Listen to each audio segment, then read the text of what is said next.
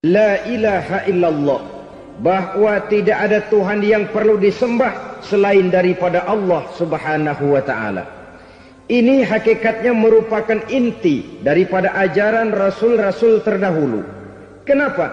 Seluruh rasul bersumber dari satu sumber yang sama, yaitu dari Allah subhanahu wa ta'ala.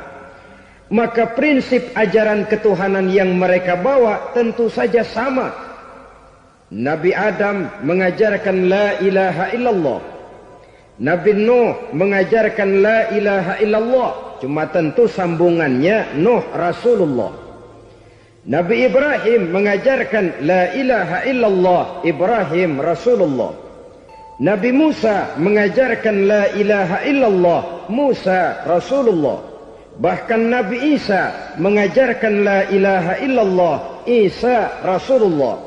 Dan Nabi Muhammad mengajarkan la ilaha illallah, Muhammadur Rasulullah. Akhlak manusia kepada Allah dengan menanamkan tauhid. Jadi kalau ingin berakhlak yang benar kepada Allah, jaga tauhid, pegang teguh akidah. Saudara-saudara kaum muslimin rahimakumullah, lawan daripada tauhid adalah kufur. Kufur bisa dua, bisa kufur iman, bisa kufur nikmat. Kufur itu sifatnya, kafir itu orangnya. Ada orang kufur iman, dan ini merusak akhlak kepada Allah subhanahu wa ta'ala. Kufur iman itu kadang-kadang bentuknya syirik, orangnya disebut musyrik. Kufur iman itu kadang-kadang bentuknya nifaq, orangnya disebut munafik. Kufur iman itu kadang-kadang bentuknya riddah, orangnya disebut murtad. Ini merupakan jenis daripada kufur-kufur iman dan tergelincirnya manusia daripada akhlak kepada Allah subhanahu wa ta'ala. Benar, di zaman sekarang kita tidak menyembah berhala. Memang di zaman sekarang kita tidak menyembah patung. Iya, kita tidak berkeyakinan Tuhan lebih dari satu. Tapi kadang-kadang akhlak kita kepada Allah sering lentur dan luntur, sering bergoyang dan tergoncang, sering kena erosi dan polusi. Bahwa kita tidak menyembah Latta, Uzza, Manat dan Hubal seperti masyarakat jahiliyah dahulu, memang. Tapi Latta zaman sekarang, Uzza zaman sekarang, Manat dan Hubal di zaman sekarang, berhala-berhala di abad kita sekarang ini, kadang-kadang bernama harta, kadang-kadang bernama wanita, kadang-kadang bernama tahta, mungkin juga bernama Toyota. Sesuatu yang lebih kita agungkan daripada Allah, menjelmalah dia menjadi berhala-berhala di zaman kita sekarang ini. Manakala kita di kantor sudah lebih takut kepada kepala bagian kita daripada kepada Allah, maka Tuhan kita barangkali adalah kepala bagian kita. Manakala kita sudah lebih takut kepada manusia daripada kepada Allah, bergeserlah akhlak kita kepada Allah, mengagungkan manusia dan menomorduakan Allah. Maka di zaman sekarang akhlak kita kepada Allah sering kena erosi, sering kena polusi. Mungkin karena sulitnya lapangan kerja, tingginya tensi ekonomi, persaingan hidup yang makin tajam, sulitnya mencari lapangan kerja, orang kadang-kadang nekat. Sedikit pertimbangan, picik pandangan, mudah melakukan potong kompas, sehingga terjadilah perbuatan-perbuatan yang memelencengkan akhlak kita kepada Allah subhanahu wa ta'ala.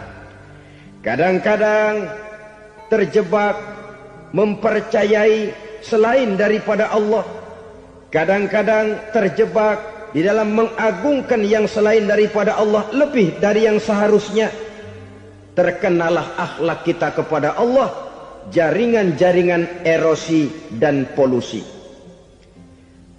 Kufur sebagai lawanan daripada tauhid merupakan sifat daripada orang yang tidak berakhlak kepada Allah. Bentuknya pertama bisa syirik. Syirik itu artinya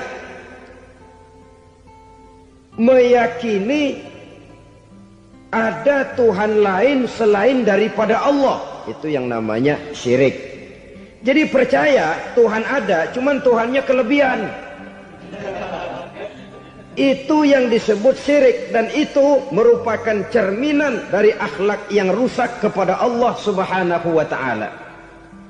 Berkeyakinan Tuhan lebih dari satu, berkeyakinan bahwa Tuhan itu beranak atau diperanakkan, atau mengagungkan sesuatu sama dengan Allah, atau menjadikan yang selain Allah sebagai tujuan akhir daripada perjalanan kehidupan ini, maka itu sudah terjebak kita dalam musyrik. Dan syirik satu dosa yang tidak berampun. Bahasa kasarnya, yang namanya syirik itu jenis bapak moyangnya dosa. Saudara-saudara, sebab itu saya pesan, kalau memang terpaksa, biasanya yang tinggal di kota-kota besar itu kalau tidak kepengen dosa kan susah. Kalau terpaksa harus bikin dosa, cari yang kecil-kecil saja, yang kira-kira taubatnya gampang. Umpamanya pulang sholat Jumat nukar sendal, umpama, yaitu jelas dosa. Tapi dosa yang taubatnya agak mudah. Jangan sampai terjebak ke dalam syirik, menyekutukan Allah. Kalau sudah menyekutukan Allah, Allah dimadu, murka benar Allah kepada kita. Innallaha la yaghfiru ayyushraka bih wa yaghfiru ma duna dzalika liman yasha. Allah tidak akan memberi ampun kepada orang yang menyekutukannya dengan sesuatu, tapi Allah mau mengampunkan dosa yang selain itu bagi orang yang dikehendakinya. Jadi orang-orang yang sudah terjebak syirik, menyekutukan Allah, meyakini ada Tuhan lain selain daripada Allah, meyakini Tuhan beranak atau diperanakkan, bagaimanapun baiknya mereka di dunia, bagaimanapun sosial jiwanya, bagaimanapun pemurah tangannya memberikan santunan dan pertolongan kepada orang lain, kalau sudah syirik, seluruh nilai kebaikannya akan tidak ada gunanya lagi. Karena tidak ada tempat nilai kebaikan itu bergantung. Sedangkan kita berbuat baik agar diterima oleh Allah.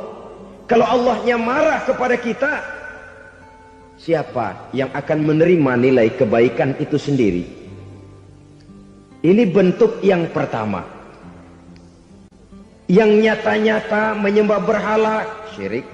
Yang nyata-nyata beriktikad Tuhan lebih dari satu, syirik. Atau yang tersamar. Yang tersamar itu yang sering jadi penyakit kita. Saya sejak ada perkutut ini di rumah, perkutut. Saudara-saudara, yang merusak akhlak kepada Allah, yang merusak tauhid setelah syirik, bisa juga berbentuk nifak. Nifak itu sifatnya, orang yang punya sifat nifak disebut munafik. Asal katanya dari nafakun. Nafakun itu satu lubang yang punya dua muka, seperti goa, ada tempat masuk, ada tempat keluar. Maka munafik orang yang punya dua muka. Kalau bahasa kita, pandai bermain minyak di atas air. Manis jika berhadapan, balik belakang lain bicara. Sehingga apa yang dinamakan nifak, kata Imam Ali Al-Jurjani dalam kitab ta'rifatnya, izharul imanu bil lisan wa kitmanul kufri bil qalbi. Menyatakan, menampakkan iman dengan lidahnya, tapi menyembunyikan kekafiran dalam hatinya. Dengan kata lain, lidahnya mah iman, hatinya mah kafir. Padahal hati itu yang dilihat, padahal hati itu yang dinilai. Kenapa lidahnya mengaku iman? Ya mungkin karena kepepet, mungkin karena kepentingan, mungkin karena ingin mencari kelemahan orang, lalu dia pura-pura beriman. Tapi sesungguhnya hatinya kufur. Ini merupakan penyakit munafik. Dan terus terang, menghadapi orang munafik jauh lebih berat daripada menghadapi orang kafir. Kenapa? Munafik ini kan musuh dalam selimut. Mau dibilang musuh nyata-nyata, apalagi di zaman Rasul ya, ketika periode Madinah, berat sekali menghadapi orang munafik. Mau dibilang kafir, kalau ketemu assalamualaikumnya medok juga. Mau dibilang mukmin, di belakang ngegerundel, nyari-nyari penyakit, nyari-nyari lantaran, mencari-cari gara-gara.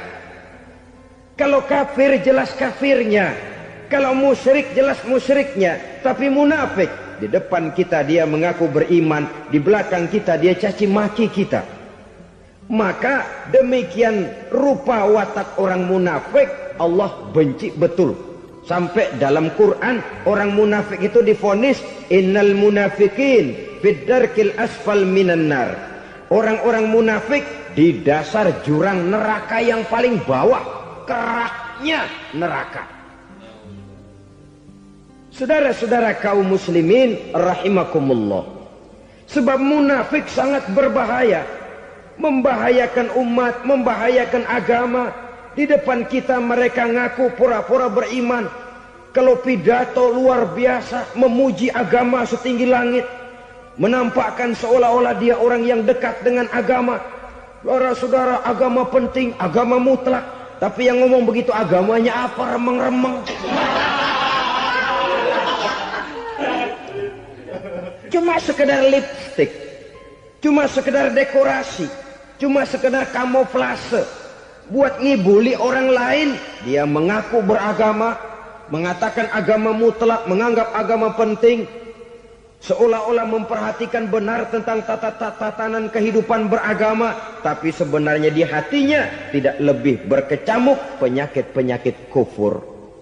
Maka sifat munafik ini termasuk menodai tauhid. Artinya merusak akhlak kita kepada Allah Subhanahu wa ta'ala. Sifat yang ketiga yang juga merusak akhlak kita kepada Allah dinamakan riddah. Riddah itu sifatnya, orang yang punya sifat riddah disebut murtad. Murtad keluar dari Islam. Keluar dari Islam tentu tadinya di dalam Islam. Oleh satu perbuatan dia bisa menjadi murtad. Misalnya tadinya dia iman benar kepada Allah, tapi melarat. Kadang-kadang sehari masak, 3 hari libur. Akhirnya oleh kesulitan ekonomi dia tidak kuat.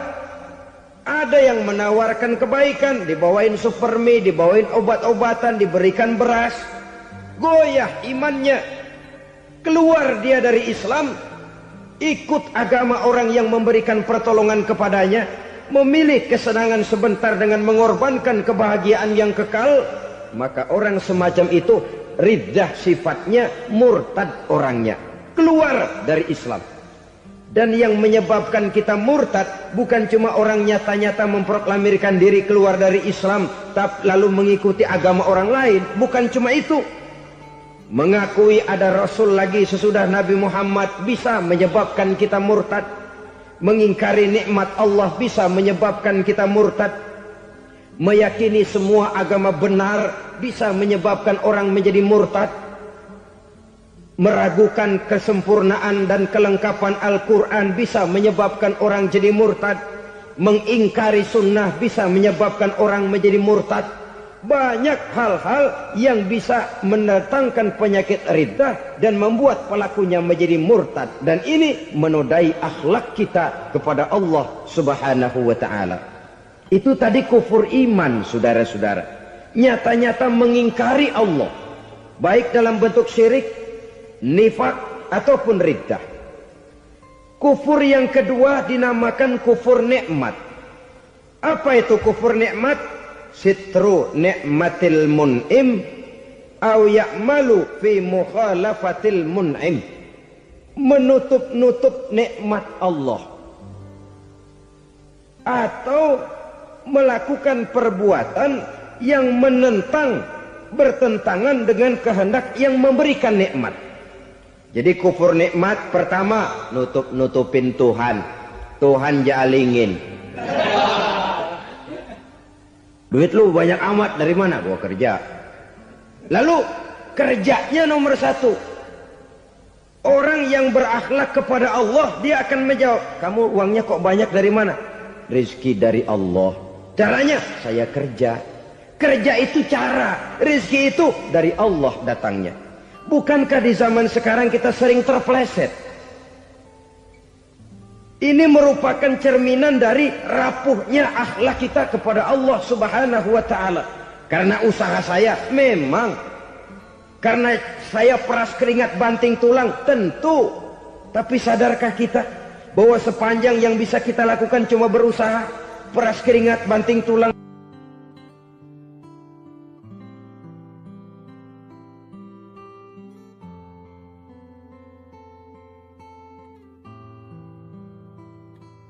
Soal rizki, soal jodoh, soal maut, kitakah yang mengatur?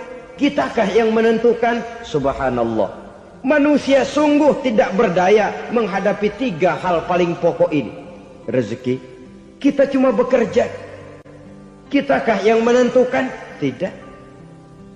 Kita berusaha saja, rezeki belum pasti dapat. Apalagi kalau kita tidak berusaha. Jangan terjebak dalam fatalisme. Belum perang udah nyerah. Emang dasar rezeki datangnya dari Tuhan, gak usah kerja, dan ntar juga kalau dia datang. Dari mana datangnya? Kerja saja belum tentu dapat rezeki, apalagi kalau tidak kerja. Yang jelas usaha perlu kepastian, itu urusan Allah. Ini akhlak kepada Allah Subhanahu wa ta'ala. Jodoh juga begitu. Kita berusaha, kita berupaya, Allah menghendaki lain jadinya. Maut juga begitu. Siapa sih yang pengen ngadepi maut? Siapa sih yang pengen mati? Siapa sih yang pengen ketemu malaikat Israel? Tidak seorang pun kalau ditanya, kecuali mereka yang putus asa ya. Kalau otaknya masih normal, mau mati mesti belakangan dulu udah dikit. Tapi yang satu itu saudara, kalau dia sudah datang, tenaga mana yang bisa menolak? Kalau dia sudah berkunjung, kekuatan mana yang bisa menghindar? Kalau dia sudah ingin bertemu, kemana kita bisa melarikan diri? Manusia sepanjang yang dia lakukan hanya berusaha, tapi kepastian, ketentuan dari Allah Subhanahu wa ta'ala. Orang yang kufur nikmat, nutupin Allah. Dia merasa rezekinya adalah mutlak peras keringatnya. Seolah-olah Allah nggak punya peranan apa-apa di situ. Oh, ini kan saya bisa rumah begini karena saya kerja keras. Oh, ini mobil saya begini saya kerja keras. Peras keringat, banting tulang, keras.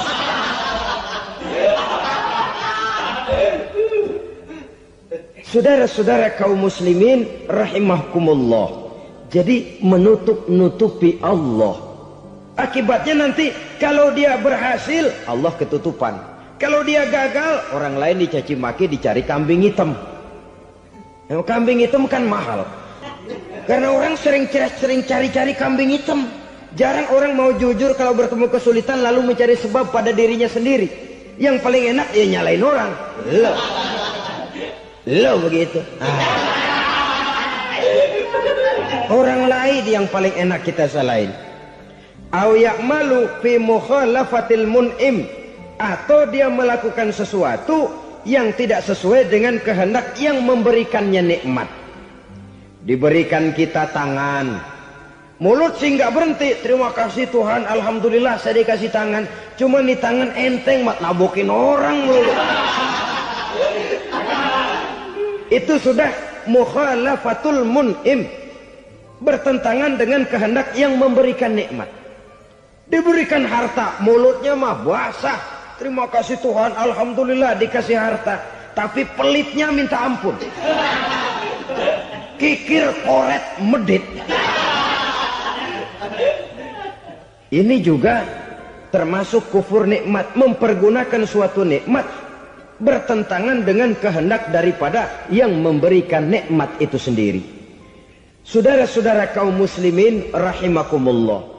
Oleh karenanya kufur iman memang lebih bahaya daripada kufur nikmat. Tapi jangan lupa, kufur nikmat bisa menyeret orang kepada kufur iman. Nah, kalau Allah udah dialingin, Tuhan sudah dinomor duain. Lama-lama kenapa dia tidak mendewakan dirinya sendiri? Mendewakan pangkatnya, mendewa-dewakan otaknya, mendewa-dewakan kemampuannya. Pada awalnya dia memang cuma kufur nikmat, tapi lambat laun kalau ini tidak diobati, secara pasti orang akan mengarah kepada kufur iman. Bisa berbentuk syirik, bisa berbentuk nifak, bisa berbentuk riddah. Saudara-saudara, oleh karena itu menjaga akhlak kepada Allah mutlak penting. Sebab apa? Kita tidak berakhlak kepada manusia saja, kita dikucilkan dari pergaulan. Kalau kita tidak berakhlak kepada Allah, dikucilkan oleh Allah. Hadis qudsi menyatakan, man lam yashkur ala na'mai wa lam yasbir ala balai falyakhruj min tahtis samai falyatlub rabban siwaya. Kata Allah, siapa orang yang tidak mau bersyukur terhadap nikmat yang aku berikan kepadanya dan tidak mau sabar terhadap ujian yang aku berikan kepadanya, falyakhruj min tahtis samai, persilahkan saja keluar dari kolong langitku, waliyatlub rabban siwaya, tolong cari Tuhan lain selain daripada aku. Murka Allah, diusir, cuman gak kedengeran aja. Siapa yang tidak mau syukur terhadap nikmatku, siapa yang tidak mau sabar terhadap ujian yang aku berikan kepadanya, persilakan keluar dari kolong langitku ini, cari Tuhan lain selain aku. Langit Tuhan yang punya, Tuhan kita lawan, diusir dari kolong langit, mau pindah ke kolong mana?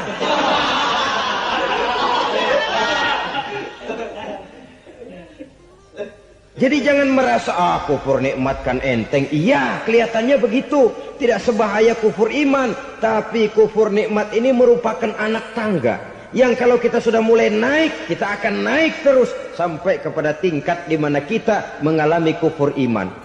Kalau sudah ke sana, maka akhlak kita kepada Allah terkenalah erosi, terkena polusi, hancur akhlak kepada Allah. Dan itulah sumber kesengsaraan abadi. Kalau cuma kita tidak berakhlak kepada manusia, barangkali resikonya cuma kehidupan di dunia ini. Mungkin juga ada kehidupan akhirat. Tapi kalau sudah tidak berakhlak kepada Allah, dunia akhirat kita rugi dan celaka. Maka pada kesempatan ini saya mengajak, marilah jaga baik-baik akhlak kita kepada Allah. Satu kali kita bertauhid, sampai mati kita bertauhid. Satu kali la ilaha illallah, jangan tergelincir lagi kita keluar daripada kalimat itu. Satu kali kita bertuhankan Allah, jangan bertuhan yang lain selain daripada Allah. Jangan sekutukan Allah, jangan samakan Allah dengan sesuatu, jangan mengangkat yang lain sama agungnya dengan Allah. Sebab dengan demikian kita seolah-olah sudah mengotori akhlak kita kepada Allah Subhanahu wa ta'ala. Saudara hadirin yang saya hormati, jadi oleh karenanya akhlak kita kepada Allah merupakan basis daripada kehidupan beragama. Kalau itu sudah mulai rapuh, mulai terkena erosi dan polusi, mulai rusak, dikhawatirkan nanti nilai ibadah kita kepada Allah juga akan turut ambruk karenanya. Saudara-saudara kaum muslimin rahimakumullah, tugas yang kedua, memperbaiki akhlak manusia kepada sesama manusia. Kita tahu Islam sesuai dengan namanya adalah agama damai. Maka akhlak manusia kepada sesama manusia menempati porsi yang penting dalam kehidupan beragama. Bagaimana seorang muslim bergaul, bertata krama terhadap sesama manusia. Mari kita lihat lebih jauh persoalannya. Untuk memudahkan pembicaraan dari kacamata agama, kita kelompokkan saja manusia itu dalam dua. Pertama yang seiman dan yang kedua yang tidak seiman. Yang tidak seiman itu kita sebut saja kufur atau kafir. Nah, kepada yang kafir pun kita diajarkan untuk berakhlak. Apalagi kepada yang memang nyata-nyata seiman, sekeyakinan, seakidah. Kemanapun Islam datang, ke negara manapun ia masuk, ia tidak menaburkan kerusakan. Jadi tidak benar kalau orang pernah itu menggambarkan, saking sentimennya, seorang orientalis pernah menggambarkan Nabi Muhammad di tangan kirinya Quran, di tangan kanannya pedang. Menggambarkan seolah-olah Islam dikembangkan dengan kekerasan.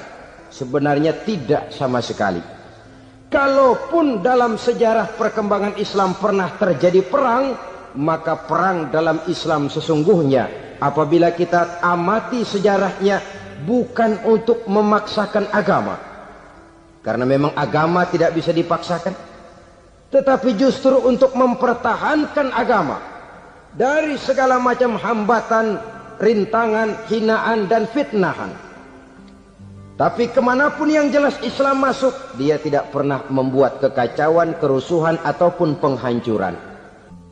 Candi Prambanan bahkan dipugar, gereja-gereja tidak ada yang dihancurkan oleh umat Islam. Kenapa? Islam agama damai. Soal agama, soal lakum dinukum waliyadin. La ikraha fid din, qad tabayyana ar-rusdu minal ghayy.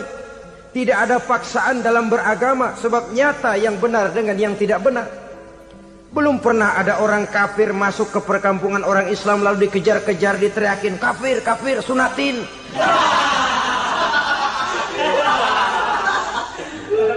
Belum pernah. Kenapa? Islam menghormati orang lain agama. Nah, yang kafir ini macam-macam, saudara. Ada kafir harbi. Nah, ini kafir kerok. Ini kafir yang nyata-nyata memproklamirkan permusuhan kepada umat Islam. Nyata-nyata mengganggu ketenangan umat Islam. Kafir yang seperti ini yang boleh diperangi. Misalnya kita mau sembahyang Jumat dijagain. Nggak boleh sembahyang Jumat, getok palanya. Kafir harbi artinya tantangan perang datang dari mereka, bukan kita yang mulai. Mereka yang buka front. Prinsipnya umat Islam tidak boleh mencari-cari musuh, tapi pun tidak boleh lari kalau ketemu musuh. Musuh jangan dicari, ketemu jangan lari. Karena itu kesan seolah-olah umat Islam ini teroris, umat Islam ini destroyer, umat Islam ini sering menimbulkan keonaran, kerusakan. Sungguh satu fitnahan yang sangat keji. Umat Islam adalah umat yang cinta damai. Islam di masa perkembangannya masuki Eropa melalui Selat Gibraltar, Jabal Tariq, memasuki Spanyol. Islam tidak pernah meruntuhkan gereja. Islam tidak pernah membunuh orang-orang Nasrani. Bahkan Islam mewariskan peradaban dan kebudayaan yang begitu tinggi nilainya di bidang ilmu pengetahuan. Sampai ketika itu Barat banyak mengkaji ilmu pengetahuan dari dunia Islam. Buku-buku berbahasa Arab diterjemahkan ke bahasa Yunani, dipelajari oleh para cendekiawan di negeri Barat sana. Mereka mengambil manfaat yang banyak dari masuknya Islam ke Eropa. Sementara gereja tetap berdiri dengan megahnya. Kuil-kuil tempat peribadatan tidak satupun yang diusik-usik. Kenapa? Islam agama yang cinta damai. Asal dia tidak diganggu, asal kehormatannya tidak dihinakan. Jadi kafir harbi, kafir yang nyata-nyata nantang perang, ngajak berkelahi. Itu kafir yang nyari penyakit. Kafir harbi ini boleh diperangi dengan catatan mereka yang memang mulai. Yang kedua kafir zimmi. Kafir zimmi, kafir yang hidup di tengah mayoritas muslim, tapi mereka mau hidup dengan aman, damai, tenang. Mereka wajib dilindungi. Bahkan Nabi pernah memberikan satu jaminan, man azazimmiyan faqad azani. Siapa yang mengganggu orang kafir zimmi sama saja dengan mengganggu saya. Kehormatannya dijaga, harta bendanya dilindungi, anak istrinya pun dilindungi. Dan ini jadi kenyataan. Saudara bisa lihat di negara-negara yang mayoritas penduduknya beragama Islam, orang-orang kafir di luar Islam hidup dengan tenang, aman, damai. Di Saudi Arabia, di luar tanah haram, di luar Mekah dan Madinah, banyak orang-orang kafir mencari nafkah. Mereka tenang, aman, dilindungi undang-undang. Begitu di Mesir, begitu di negara Indonesia yang berdasarkan Pancasila ini. Kehidupan beragama menimbulkan gairah, rukun, tenang, aman, damai, sepanjang tidak saling ganggu, tidak saling usik, menghargai orang yang sudah beragama, tidak menjadikan penganut suatu agama sebagai sasaran dari dakwah agama lainnya. Saudara-saudara kaum muslimin rahimakumullah. Jadi memang oleh Al-Quran kita dianjurkan asyidda 'alal kuffar ruhama bainahum. Tegas kepada orang kafir, kasih sayang kepada sesama muslim. Tapi tegas bukanlah berarti marah-marahan, bukan berarti musuh-musuhan, bukan ngajaki perang. Tegas dalam arti punya garis tentang kehidupan beragama, lakum dinukum waliyadin. Soal kehidupan sosial, mari kerjasama. Bangun jalan, ayo rame-rame. Siskamling, mari bebarengan. Bikin puskesmas, mari sama-sama. Tapi kalau sudah soal agama, itu tidak perlu ada toleransi agama. Yang perlu toleransi antar umat beragama. Kalau umatnya mau kerjasama silakan, tapi tidak menyangkut soal ibadah. Jangan kerjasama di bidang ibadah. Itu kerjasama yang salah pasang, saudara-saudara. Sehingga dengan demikian toleransi adalah menyangkut kehidupan antar umat beragama. Sedangkan agama sendiri punya coupling yang nyata. Sehingga dengan demikian tegas kepada orang kafir dalam arti kita punya satu kepribadian.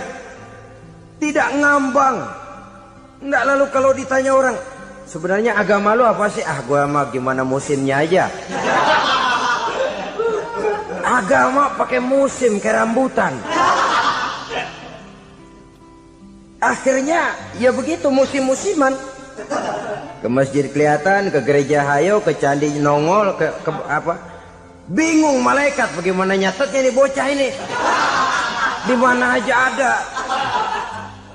Kita punya satu kepribadian. Saya muslim dan garis saya ini, lakum dinukum waliyadi. Bagi Tuhan persilakan agama Tuhan, bagi kami agama kami.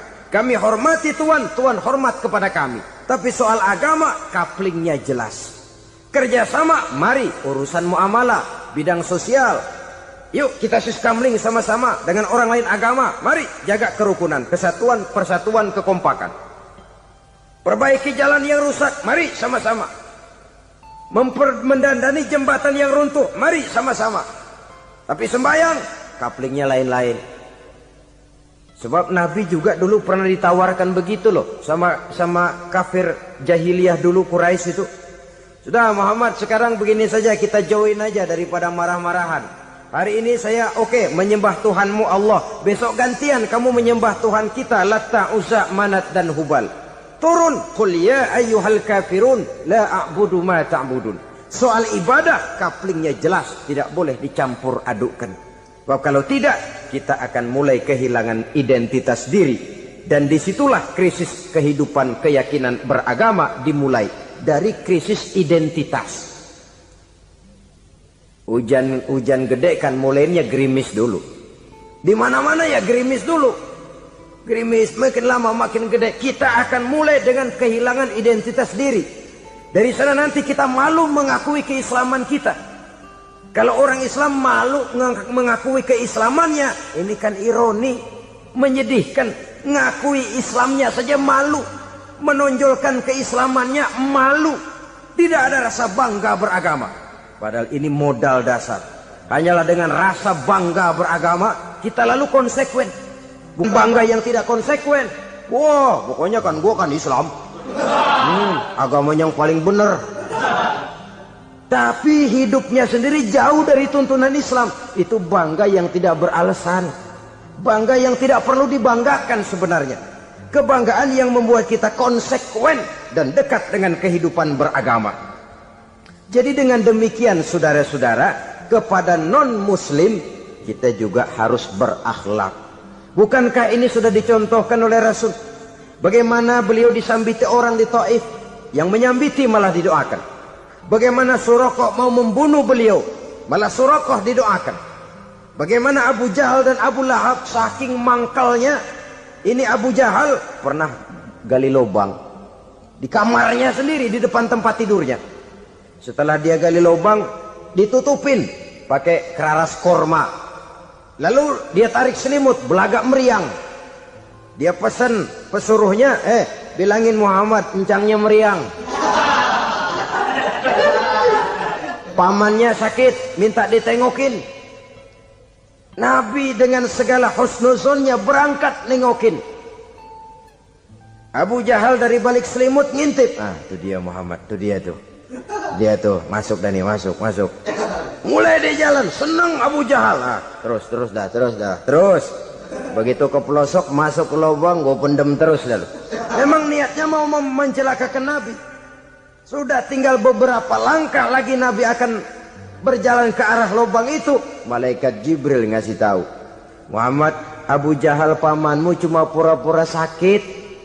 Di depan tempat tidur itu ada lubang sudah dia gali untuk menjerumuskan kamu. Sudah balik pulang. Balik badan Nabi. Sudah hampir mau melangkah, kakinya malah muter pulang. Abu Jahal yang ngelihat Nabi sudah hampir jatuh nggak jadi, balik pulang. Lupa kalau lagi sakit. Udah Muhammad buruan sini.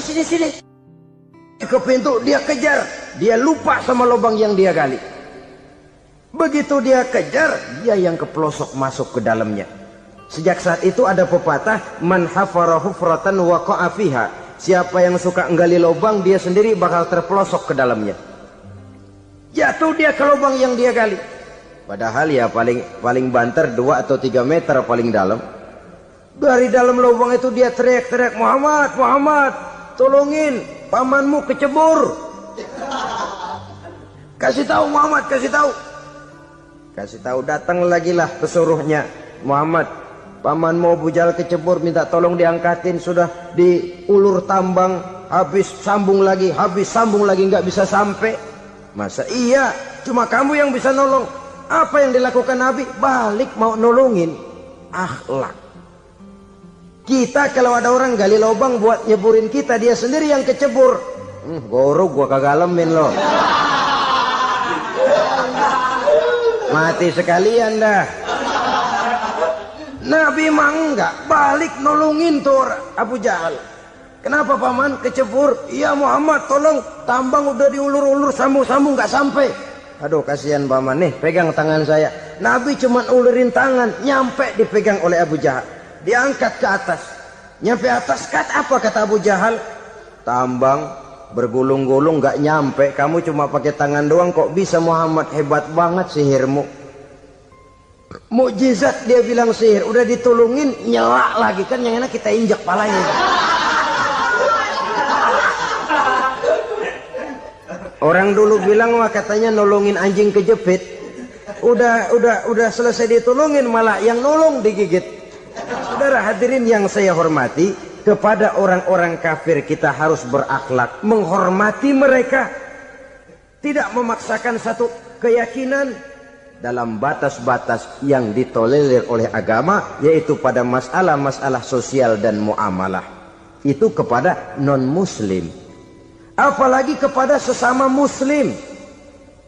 Baik akhlak kepada orang tua, akhlak kepada guru, akhlak kepada jiran atau tetangga, itu semua termasuk dalam akhlak kepada sesama manusia. Akhlak kita kepada orang tua, kadang-kadang kita orang timur ini ketularan orang barat. Engkongnya dianggap CS. Salaman main kedet aja halokong. Engkongnya berhalo dibengong.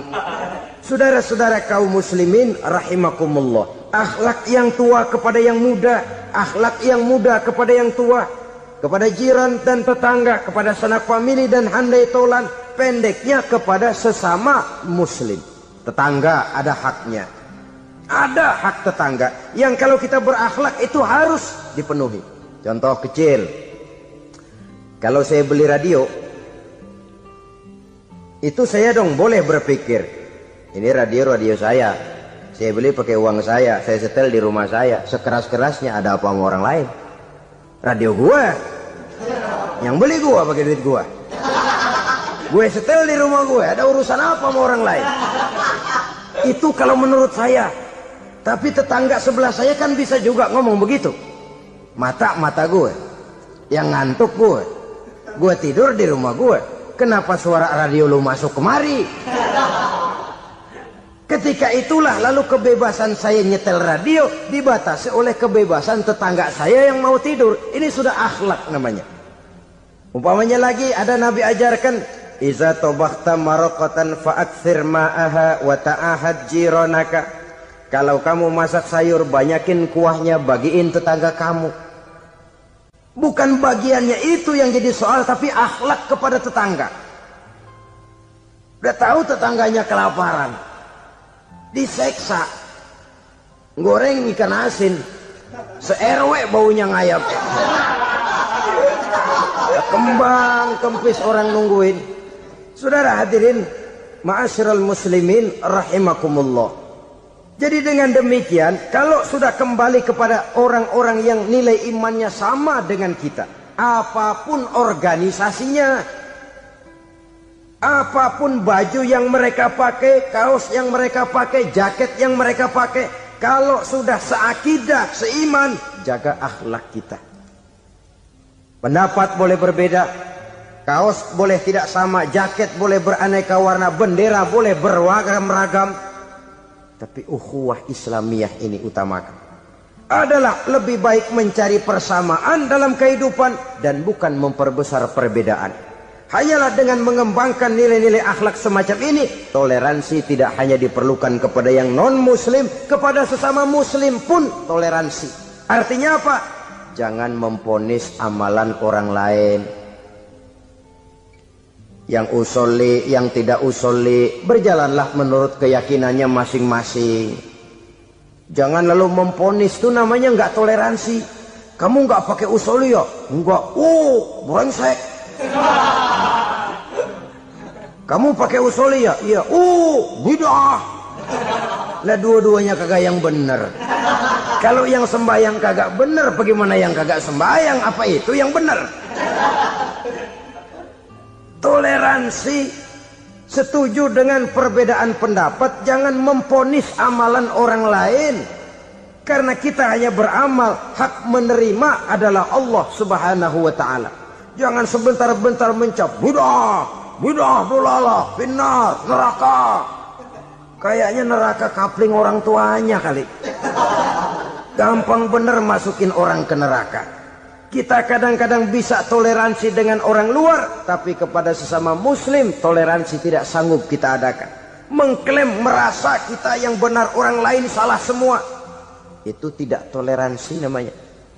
Mentang-mentang jadi ustadz, nih satu-satunya ustadz di sini ya, semuanya mesti ngaji kemari. Kalau nggak ngaji kemari Islamnya kurang tapi benar. Toleransi.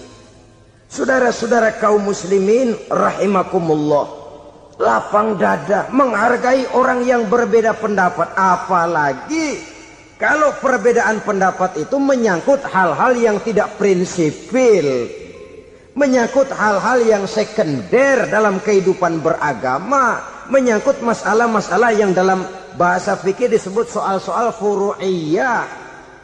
Tidak usah menyebabkan kita bersih tegang. Kepala sama hitam pendapat boleh berbeda dan halal. Bahkan Nabi mengatakan, ikhtilafu ummati rahmatun. Perbedaan pendapat di kalangan umatku bahkan menjadi rahmah. Sepanjang perbedaan pendapat itu diiringi dengan rasa toleransi. Tapi kalau sudah main baku hantam, main klaim, memponis orang lain, akhirnya timbullah keretakan.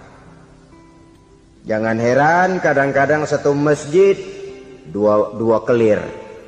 Ya soal kelir boleh kelar-kelir, boleh kelar-kelir, tapi kalau harus terlalu mencolok menyebabkan timbulnya keretakan, saya kira yang akan turun bukan lagi rahmah tapi bala. Bala akan menimpa kita, jatuh kita menjadi umat yang lemah. Oleh karena di antara kita sendiri, sesama kita tidak pandai bertoleransi, tidak lapang dada.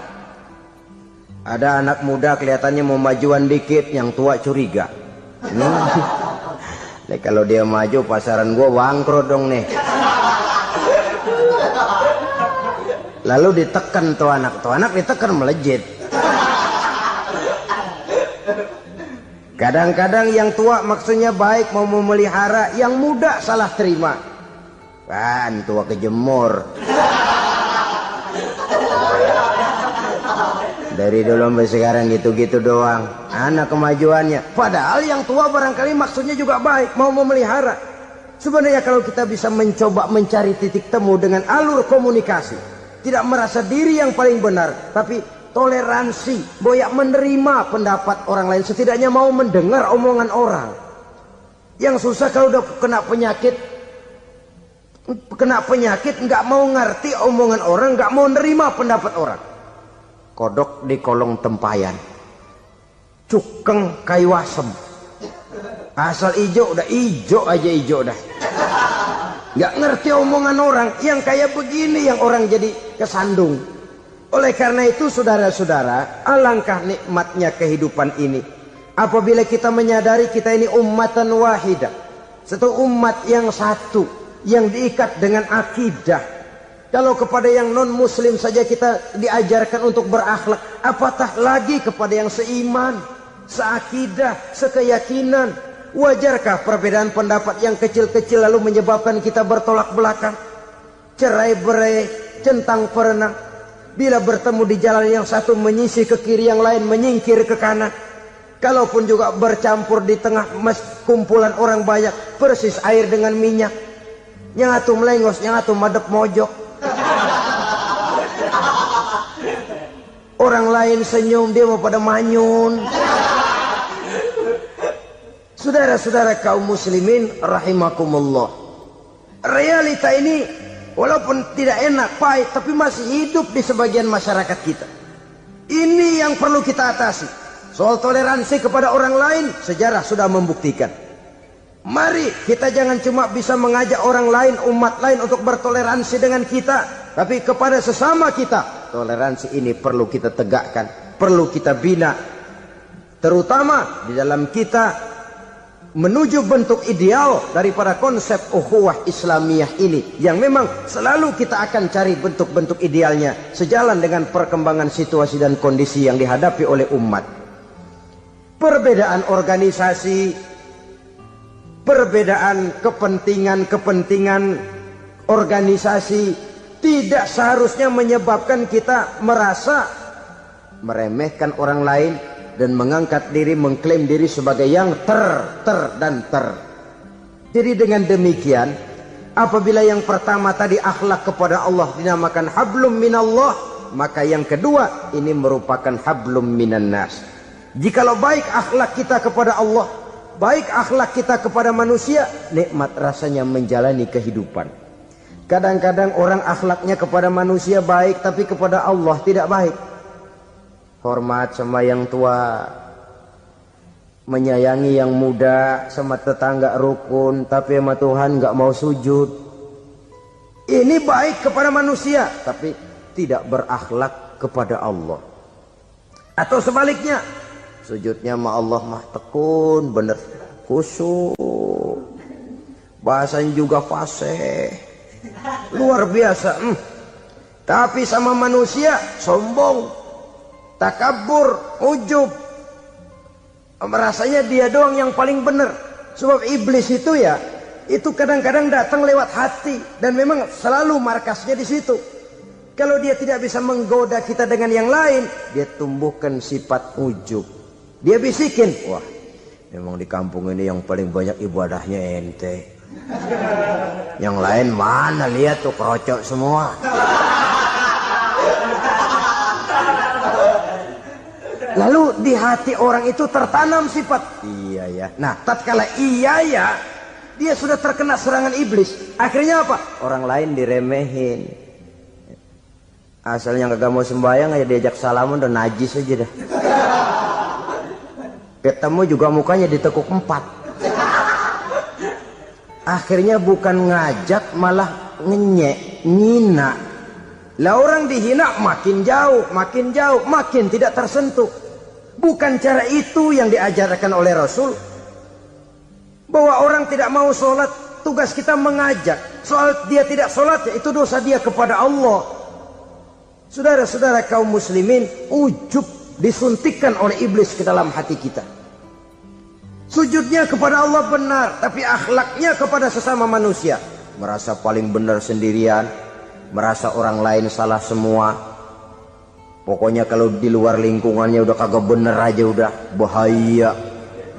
Saudara-saudara, ini juga penyakit yang disuntikan oleh iblis. Sebab iblis itu tipu dayanya luar biasa, strateginya lihai. Makin tinggi kualitas iman, ya makin berat upaya iblis untuk menjerumuskan kita. Karenanya saya mengajak, marilah kita bertoleransi. Baik kepada non-muslim, lebih-lebih lagi kepada sesama muslim yang kebetulan berbeda baju, berbeda kaos, berbeda organisasi, lain bendera yang dibawanya. Tapi toleransi mari kita canangkan. Kita terikat oleh ukhuwah Islamiyah. 2. Yang ketiga, akhlak manusia kepada makhluk Allah lainnya di luar manusia. Saudara-saudara, dengan berakhlak kepada Allah, berakhlak kepada sesama manusia, berakhlak kepada makhluk Allah di luar manusia, baik flora maupun fauna, maka mudah-mudahan akan terciptalah satu ekosistem, satu lingkungan hidup yang membuat kita nikmat menjalani kehidupan ini. Inilah saja yang kita bicarakan pada pertemuan kali ini. Marilah kita membina nilai-nilai akhlak walaupun berat tantangannya. Sungguh lebih baik rakyat rendah yang berakhlak tinggi daripada pejabat tinggi yang berakhlak rendah. Karena nilai manusia pada akhirnya ditentukan oleh akhlaknya itu. Usikum wa nafsi bitaqwallah. Wassalamualaikum.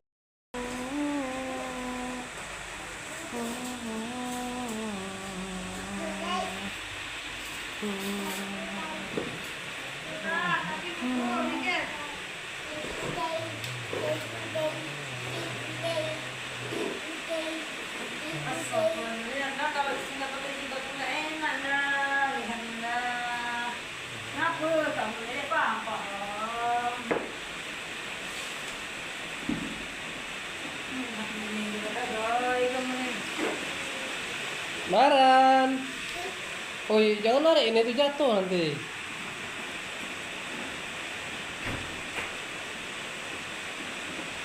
Baran sembunyi. Kemana lah Baran ya? Lihat tuh teman-teman, Barannya sembunyi. Dicari. Mana lah Baran? Nggak ada kakinya. Nggak ada Baran, kemana ya, cari dulu. Lagi hujan teman-teman. Hujannya deras. Kita lihat suasana di luar, hujan deras. Wow. Karena perkebunan kopi kita ya, kebun 3 hektar ya punya kita semua di belakang rumah. Ini nyonya tuannya ini. Nyonya besar ini. Hai Nona cantik. Udah, hilang kok.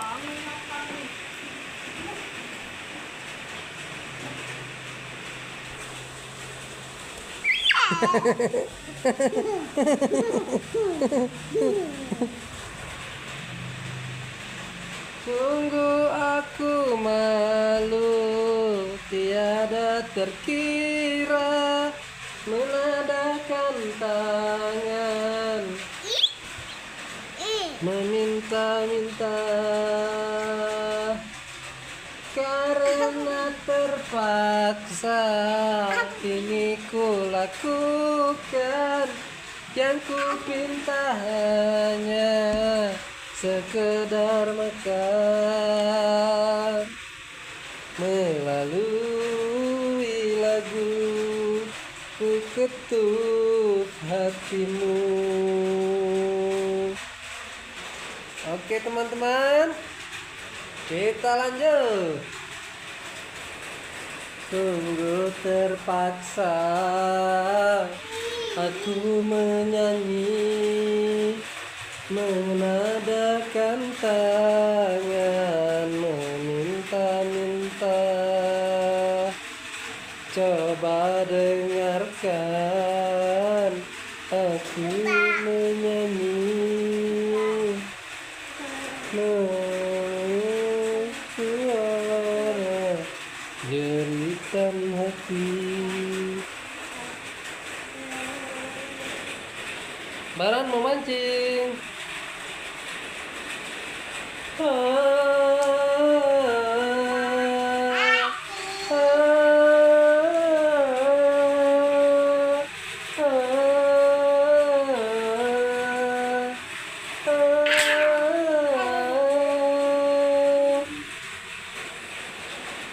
Sungguh aku malu, tiada terkira menadakan tangan meminta-minta,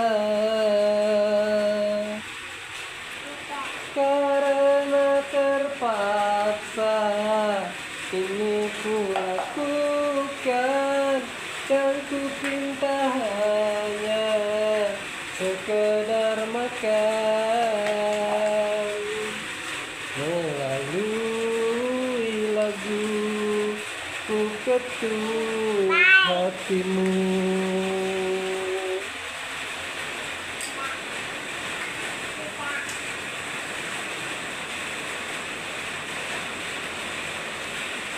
Suasana sangat dingin sekali teman-teman.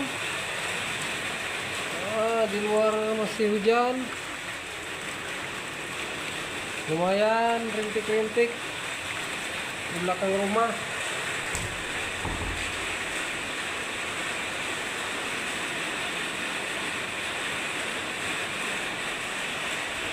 Betapa hati rindu pada dirimu, duhai kekasihku.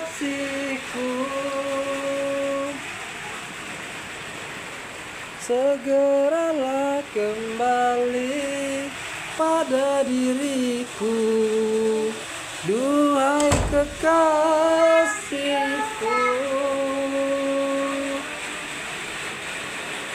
Aku sudah rindu, lincah manja sikapmu. Aku sudah rindu kasih sayang darimu.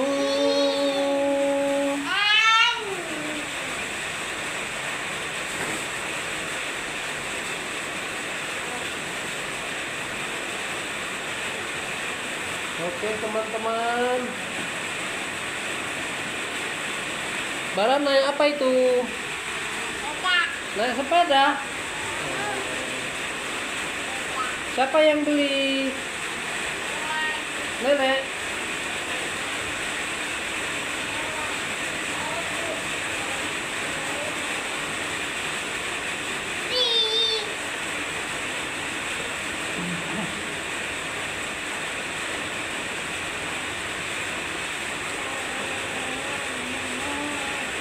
Borong. Ya bapak dorong ya. Bapak dorong, kamu duduk. Baran duduk, bapak dorong. Ayo pegangan.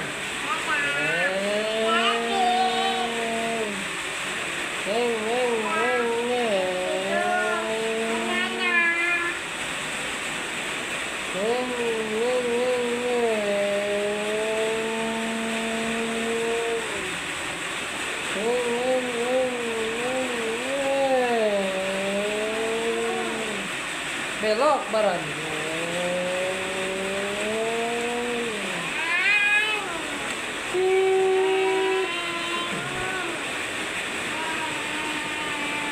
Betapa hati rindu pada dirimu, duhai kekasihku.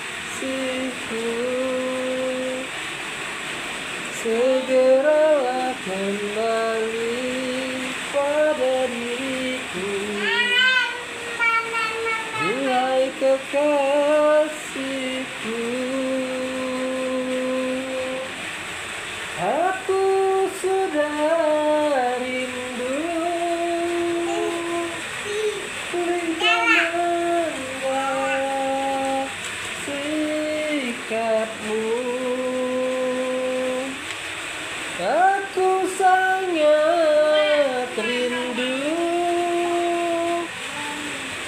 kasih sayang darimu. Semoga kita dapat bertemu lagi seperti dahulu. Semoga kita dapat bercinta lagi seperti dahulu. Oke, terima kasih teman-teman sudah menonton video channel YouTube-nya Baran Narfadiazani. Sampai jumpa, ketemu lagi di video berikutnya. Bagi yang suka silakan like, komen, dan jangan lupa subscribe-nya ya yang belum subscribe. Wassalamualaikum warahmatullahi wabarakatuh. Bye bye.